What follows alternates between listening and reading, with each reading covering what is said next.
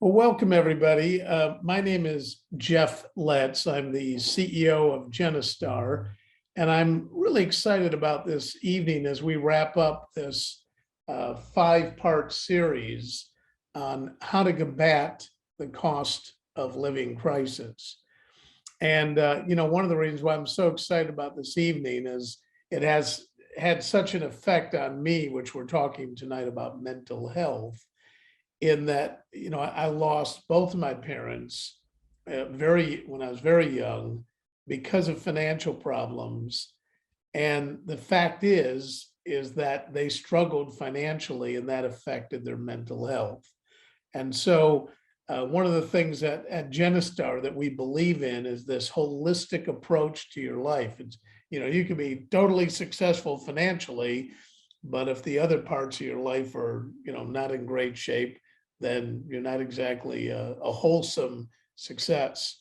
So I hope that you all have your notepads and pens ready, take some notes, and it's going to be a great session tonight. And we have presenting tonight one of our top executive vice presidents who lives in Leeds, and Sam Lee. Sam worked at the Department of Health for 18 years, and part of his role was going around training people to become mental health first aiders. And Sam left the Department of Health in 2016. And since then, he's traveled across the country, training private organizations, helping them become mental health first aiders. Some of the companies include Lloyd's Bank, Red Cross, NHS. He's helped people in Jenista, different solicitors, and many, many more. And Sam now works full-time as an executive vice president. He's married to an incredible lady, has three beautiful children, two sons and a daughter, and is also a granddad. He doesn't look old enough to be a granddad. Glampa, Jeff. Glampa, yes. Very good. So again, I hope that you all really kind of take some notes, and welcome Sam. Thank you so much for being such a kind, caring, loving individual that wants people to succeed in every single area of their life. So let me turn this over to you, Sam.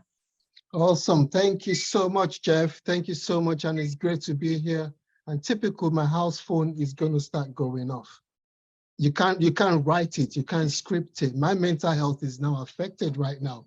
But yeah, just to talk really, so this is a great subject to talk about today. The reason being, today is actually World Mental Health Day. And the subject is massive, is a vast subject, and we're going to cover different things. Let me encourage you, if you're affected by any of the things that we discuss, please, I'm going to show I'm going to signpost you at the very end of this presentation. Take a screenshot. If there's organizations you can contact on there, please feel free to do that. Know that, mental health, and it affects all of us in different ways. Now, poor mental health means managing money is harder, but also worrying about money makes my mental health worse. Now, when you look at the world we live in right now, 17 people a day take their own lives. 17. A lot of those reasons comes down to finance, relationship breakup, divorces. Again, a lot of it comes down to finance.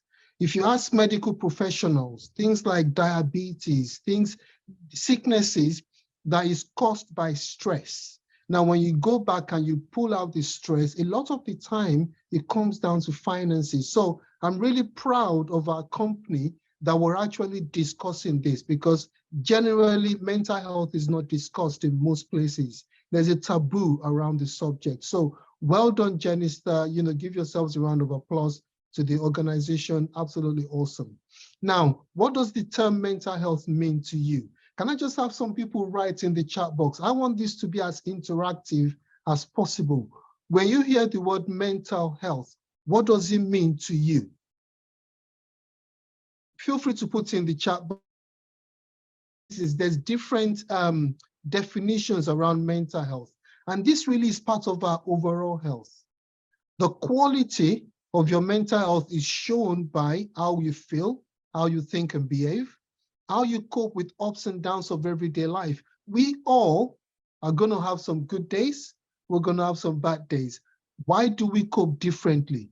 How do you feel about yourself and your future? How do you deal with negative things in life?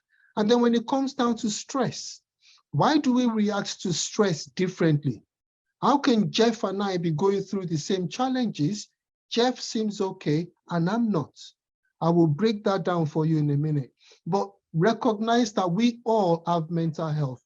Now, I've been doing this for nearly, and I go into different organizations and community groups, and in some community groups, they do not have a word for mental health. When I tell them we all have mental health, they're like, no, never, I don't have mental health. Because when they think of the word mental health, they're thinking, well, let me reassure you today, health without mental health. We all have mental health. Now, we talk about something called the stress container. And I'm going to illustrate that by showing you these two containers here. You can see this, there's a small container, there's a big one. We all have a container like this inside us. And this kind of shows you really why we all cope with stress differently. I mentioned Jeff and myself, okay? So let's say Jeff has this small container inside him and I have the big one. What generally happens is when we're stressed out, things flow, stress flows into your container. So let me ask you, what kind of things stress you out? Can I just see some people put some stuff in the chat box? What stresses you out? What kind of things do you struggle with? Okay, what fills your container? And what happens is the stress goes into your container and it starts to fill up. Now, when that container gets to the top, what happens? Overflows. When it overflows, that's when somebody will have an emotional breakdown. That's when somebody will have an episode. Now, when I do this, I ask people in the room, how do you empty that container without tipping the container? And the engineers in the room would say, put a hole in the bottom. And that's exactly what we do. You fit a tap at the bottom of your container. Now, the tap is what we call good coping strategies. Let me ask you, what kind of coping strategies do you have? I would like you to put some things in the chat box. What kind of things do you do that helps you to empty your container? You know, it could be exercise, it could be sleeping, it could be talking, okay? Those are some helpful coping strategies. And what happens is, as your container fills up, all you need to do is open that tap and you let the stress flow out. Now there are some unhelpful coping strategies. Those are things that block your tap. You'll have things like alcohol, smoking, not talking, overeating. Those are some things that will affect your tap, okay? Now, when I talk about the small and the big container, it does not matter the size of your container. Your container could be that small, all right? As long as you open the tap on a regular basis, your container never needs to fill up. So it's really important to recognize that you need to open your container regularly. Now, when I talk about someone like Jeff and I, Jeff has a small container, I've got a big one, for example. We're going through the same things. Sometimes Jeff might go fishing. He might take his dog for a walk. He's opening his container without even thinking about it. Okay, I finish work, I go to the pub, I go home. Go to the pub, go home. I'm not doing anything different. That's why my container fills up and it opens up. Now, there's a tool I'm going to share with you. This is a tool I've been using for years. It's helped me personally and it's helped a lot of people, all right?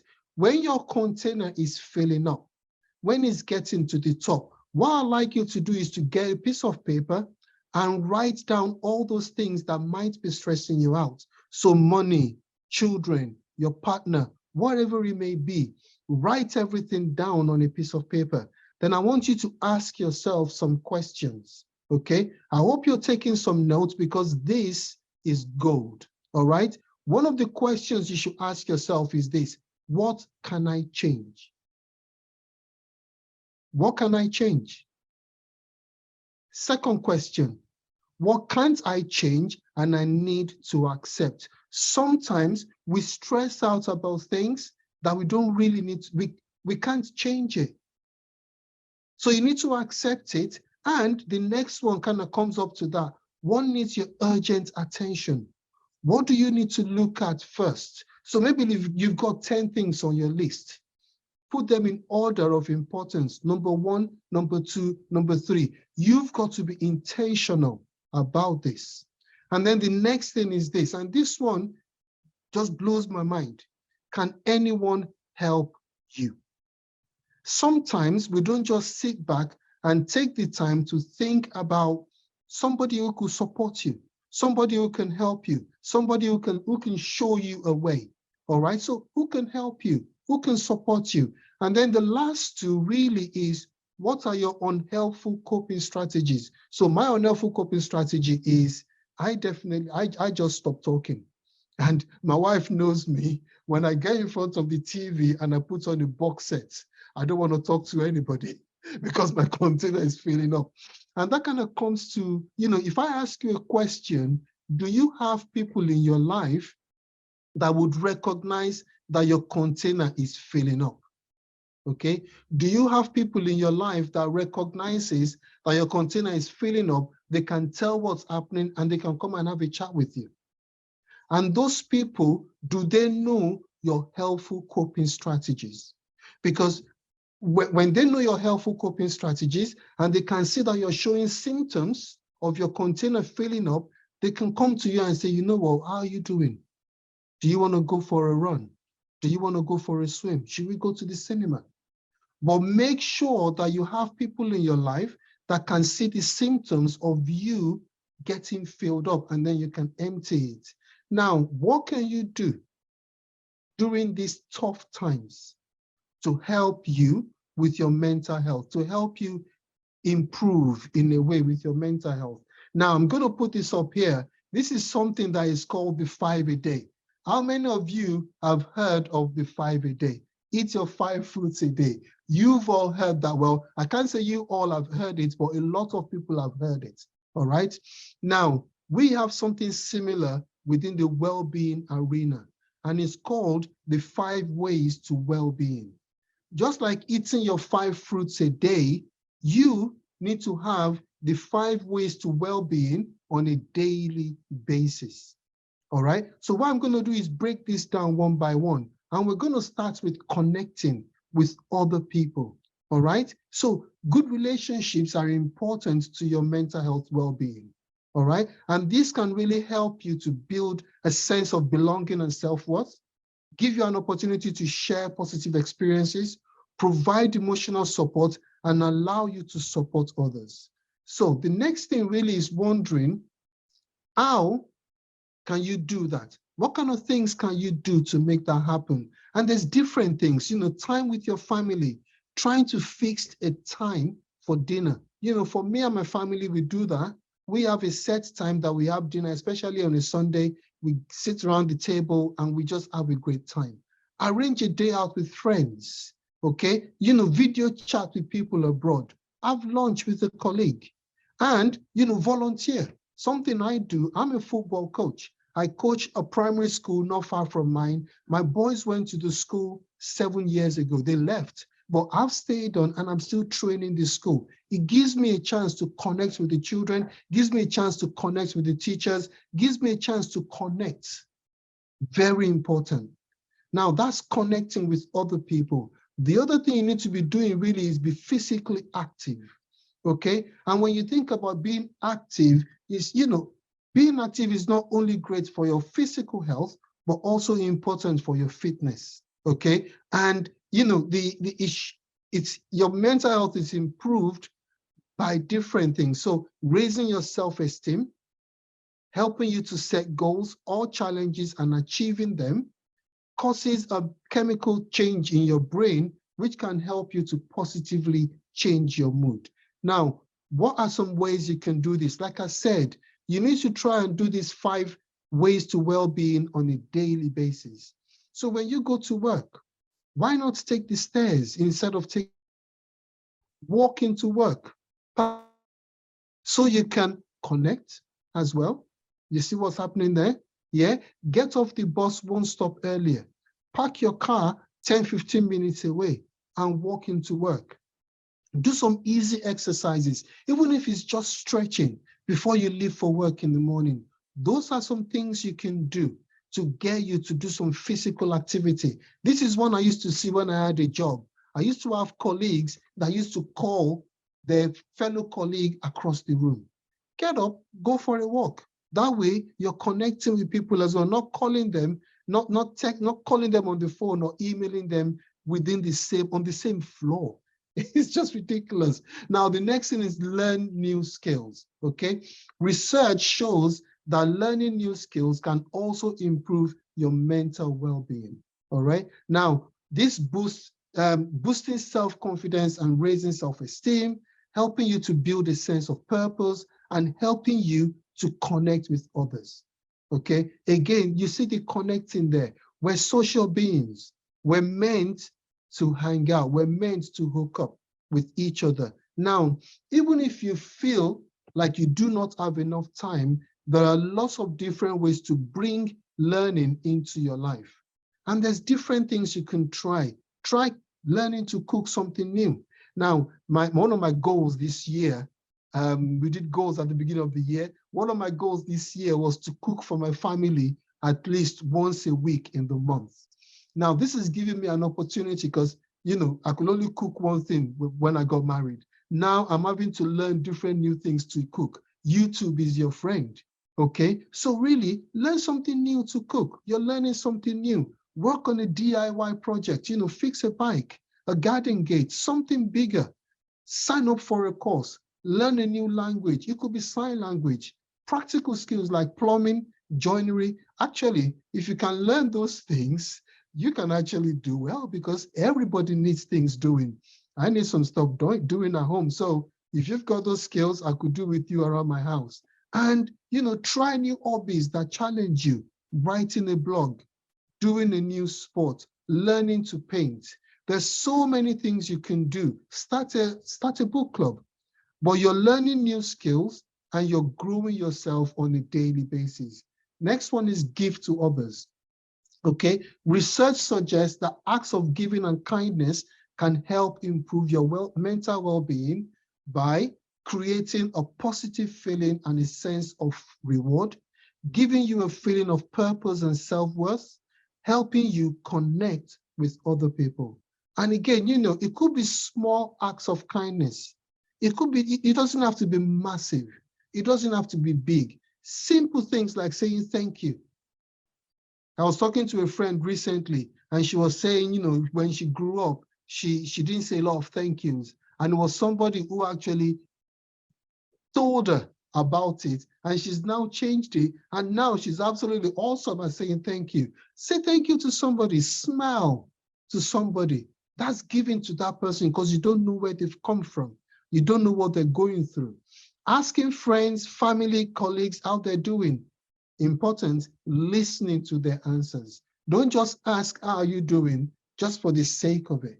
Make sure you ask and you listen and you hear what they're having to say to you. Spend time with friends. See people who need support, who need the company, okay? Offering to help someone you know with a DIY project, all right? And again, volunteering, giving to the community, all right? And the last one really is looking at take notice. What is this all about?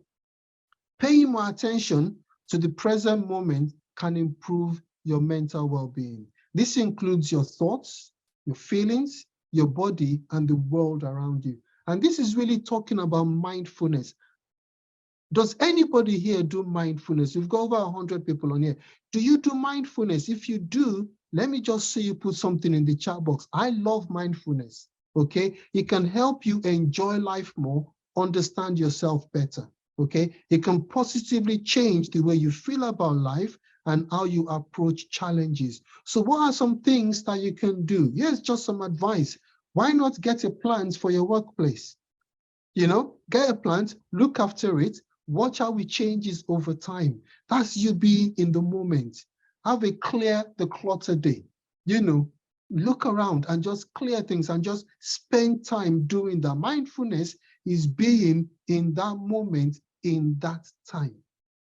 Sometimes when I'm washing up in the kitchen, I actually do this a lot. I focus and I'm looking at the lather. I'm looking at the water. I try not to think about all the 101 things I'm doing. So important that you can do that. Take notice of how your colleagues are feeling or acting and talk to them about it. Take a different route on your journey to work. Notice the changing leaves. You know, it's coming to that time of the year where the leaves are turning brown. Look around, check out the squirrels. You know, just see what's going on around you. All right. So those really are the 5 ways to well-being. Now, when I look at my business, I am in Jenista. I've been in Jenista now since 2010. So it's my 12th year. And I practice the 5 ways to well-being on a daily basis. I can confirm that a lot of my colleagues in Jenista, majority of them actually practice the 5 ways to well-being on a daily basis. Now, the key is this. I would say a lot of the guys, a lot of people in Jenista don't even realize that they're doing the 5 ways to well-being. So let's break it down one by one. Connect. I meet with my business partners almost on a daily basis. I get introduced to new people all the time. I talk to new people all the time. I'm connecting all day, every day. Being my own boss gives me a time to also connect with family and friends, okay? So that's really how I connect in my business. Physical activity, I'm a Vitality client. If you're a guest, talk to the person who invited you, they'll tell you what that actually means. But being a Vitality client, I'm motivated to get my 40 points every week. Guess what? I get paid to get fit. I get paid to keep fit. It's brilliant. How many people can actually say that I get my 40 points on a weekly basis? I've been platinum for years, okay? Next thing, learning new skills. In Jenista, every day is a school day.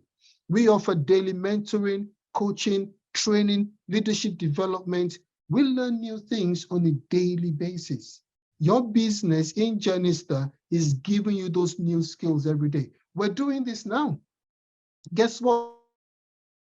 And you take it away with you. Give to others. Our focus in Jenista is educating clients, empowering them to make smarter financial decisions for themselves. How good is that? What is better than that when you're talking about give to others? We also show people how to turn their dreams into reality. Absolutely awesome. I absolutely love it. I give that to people on a daily basis. I've got testimony for days of people who can confirm that. Okay. Now, finally, take notice. Jenista has given me the opportunity to be my own boss, which means I have more time. Okay. But then when you look at Vitality, I have a tool that I've received from Vitality called Headspace, and it's for free. I use this tool probably 5 times out of 7 a week. All right. I listen to it on a daily basis. I clear my head. It helps me to go to sleep quicker. That is how my Jenista business gives me my 5 ways to well-being. Let me challenge you. Are you getting your 5 ways to well-being on a daily basis? Okay. Now, the next thing is just to talk about time to talk. Very important that when you identify somebody is going through a tough time, choose a setting to have a conversation with them. Don't go and talk to them in front of everybody. Find a space, find a time, go for a walk. Keep the conversation positive. Keep your body language open. Don't sit down like this and stick back on people. You need to keep it open, non-confrontational, okay? Don't offer insensitive or thoughtless advice. Don't say things like, oh, just get over it, okay? Or things like, you know, I hear things like man up. Please don't ever use that word, all right? And also take account about cultural differences. So the language I speak is called Yoruba in Nigeria.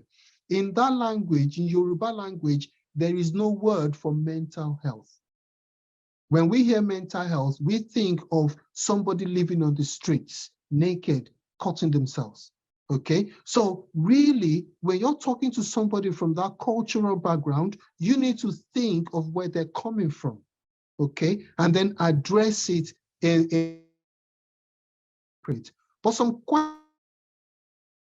questions like, how are you feeling at the moment? How long have you felt like this? Who do you feel can support you? Who do you think you can go to for support? Is there anything I or we can do to help? I think it's really important to think about all these questions when you're helping somebody and when you're talking to somebody around their mental health.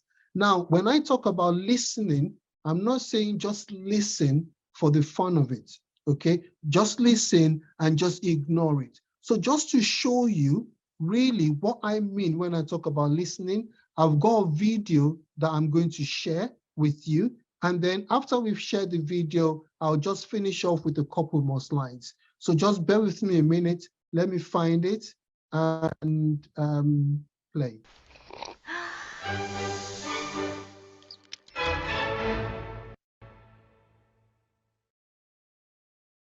So what is empathy, and why is it very different than sympathy? Empathy fuels connection. Sympathy drives disconnection. Empathy, it's very interesting. Teresa Wiseman is a nursing scholar who studied professions, very diverse professions where empathy is relevant, and came up with 4 qualities of empathy. Perspective taking, the ability to take the perspective of another person or recognize their perspective as their truth. Staying out of judgment, not easy when you enjoy it as much as most of us do. Recognizing emotion in other people and then communicating that. Empathy is feeling with people. And to me, I always think of empathy as this kind of sacred space when someone's kind of in a deep hole and they shout out from the bottom and they say, I'm stuck, it's dark, I'm overwhelmed. And then we look and we say, hey, you can climb down. I know what it's like down here, and you're not alone. Sympathy is, ooh, it's bad, no, you want a sandwich? Empathy is a choice, and it's a vulnerable choice, because in order to connect with you, I have to connect with something in myself that knows that feeling. Rarely, if ever, does an empathic response begin with at least. Yeah. And we do it all the time. Because you know what? Someone just shared something with us that's incredibly painful, and we're trying to silver lining it. I don't think that's a verb, but I'm using it as one. We're trying to put the silver lining around it. So, I had a miscarriage. Oh, at least you know you can get pregnant. I think my marriage is falling apart. At least you have a marriage. John's getting kicked out of school. At least Sarah is an A student. But one of the things we do sometimes in the face of very difficult conversations is we try to make things better. If I share something with you that's very difficult, I'd rather you say, I don't even know what to say right now, I'm just so glad you told me. Because the truth is, rarely can a response make something better. What makes something better is connection.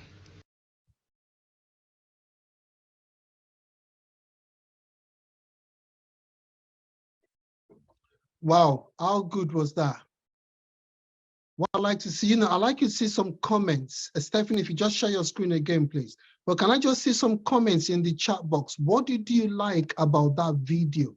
What are your thoughts around that video? Because I think it's a massive video for us to look at. It's let me see some thoughts. Let me see what you think in there. But then the next slide really is looking at self-awareness and self-care. Now, when you get on the plane, the attendants, the plane attendants would say, they would give some instructions. They'll say, when the mask comes down, okay, put your mask on first before you put your child's mask on. That's what they generally say, okay? Why? Because it's important that you are in a good place. It's important that you can take care of yourself.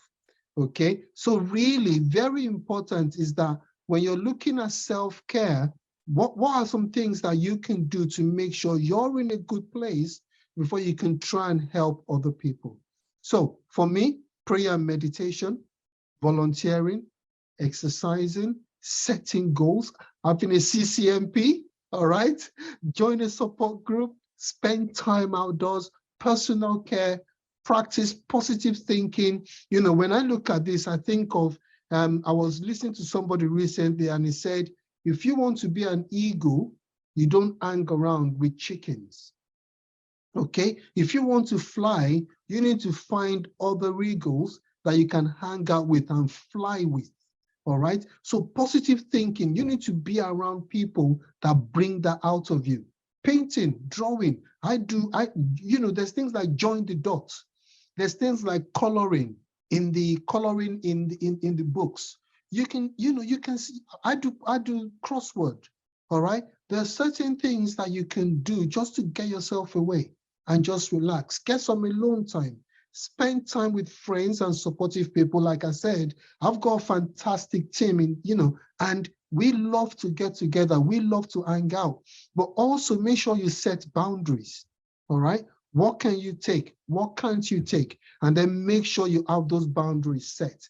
And really just finally, there's lots of support out there. I know Jenista's got, they've got support for staff who are within the organization themselves. But wherever you work, find out what is the support there. I used to work for the Department of Health for many years. And guess what? A lot of the staff did not even know we had Employee Assisted Program, EAP. What does your organization have that can help you? Some EAPs, right, you can get free consultation, 6, 8 free consultations. Now, if you are to rely on the NHS, do you know the waiting time to see a medical professional if it comes to a mental health issue? The average time in the UK is about 18 months. For children, CAMS, it's 9 months. Now, when you think about it, 1 in 4 of us, well, before COVID, it was 1 in 4. I think it's more 1 in 3 right now. 1 in 4 of us officially will have a mental health issue. Just think about where you work. Think about your neighborhood. Think about everybody that lives around you. 1 in 4, all right? There is support out there. Get the help. So take a screenshot. If you can, if any of these things have affected you in any way, shape or form, get some help out there. And that's me really. I think we've come to exactly 8 o'clock, just to say, you know, I've mentioned Jenista a few times. And as an organization, we are expanding across the country. We've got opportunities for people to come and work with us, help families, tick all the 5 boxes when it comes to your 5 ways to well-being. Okay, now there's 3 opportunities to join Jenista. The first one is where you say, I'm busy, I don't have time, but I know loads of people. I can refer people to you. Fantastic. Talk to the person who invited you, have a chat with them about becoming an introducer, and you just want to bless other people. You want them to achieve financial freedom. You might want to earn a few quid as well. Why not? Okay, refer them and then you get paid. The second bit is somebody who's a part-timer, okay? 6 to 8 hours, that's how I started. I was doing part-time for about 5.5 hours, and then eventually I went part-time on my job, and then after 6 years, I quit my job completely. So if you want to do 6 to 8 hours, 6 to 8 hours per week, earning about £1,500 a month, then talk to the person who invited you. You can earn more. It's really up to you. Okay, what you put in is what you get out. And then finally, you can decide, you know what, I want to be a business owner. I want to leave a legacy. I want to create generational wealth. I want to make a difference. You can go full time and you can make a massive difference to a lot of lives. Well, that's me really. I'm going to just launch a poll, or somebody's going to launch a poll for me. And I would like you to just, fantastic. You see, I love how this business works. I love my people. Please, there's a poll that's come up on your screen. can I just get you to I'm just going to give you about 30 seconds, because I know we're 5 minutes over. I am truly sorry. Just to get a few more people just putting some stuff in there. We've got 15% of people who've done it. Let's get more of you putting some stuff in there, okay? Is right up there right now. So really, while you're doing that, is just to say, thank you so much. Mental health, like I said, is Mental Health World Mental Health Day today. It's not, do not be afraid to talk, okay? Talk to other people, share your, whatever you're going through. There is support out there. It's, you know, if we don't talk about it, it's never going to become exposed. Get the help and reach out to other people. I'm going to end the poll now, but if you have anything to say, you know, talk to, and they will be able to respond to any questions that you might have. So thank you so much for being here this evening. I'm going to hand over to my colleague now, Stephanie Stewart, who's going to close us out. Stephanie, are you there? If you just stop sharing and close us out, please.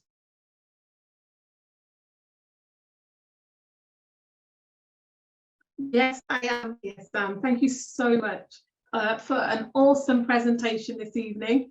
Wow, that was brilliant. I know we only had about 30 minutes, but that was well packed with information that will help many of us. So guys, all we want to say is a massive thank you for all of those that have supported, that have joined us on the 5 weeks of the cost of living crisis. We really want to help families. We're here to make a difference in people's lives, whether it's the education. You know, one of the things Sam said, you know, what challenges, financial challenges are real, okay? And it can cause so many different unnecessary stress. So if you want to find out more, the one thing we will always say to people is this: please get in touch with the person who invited you so that they can give you some more information. But I trust that in the 5 weeks, if you've been with us for the whole journey, we trust that you've learned something new, it's been interactive, it's been informative, and you're going to take away and do something with the information we shared with you this evening. So thanks again for being with us, and I'll say good night from all of us. Thanks very much, guys, for being here. Take care and good night. Thank you very much, all. Awesome job, Stephanie. Take care, all. Bye. Bye-bye.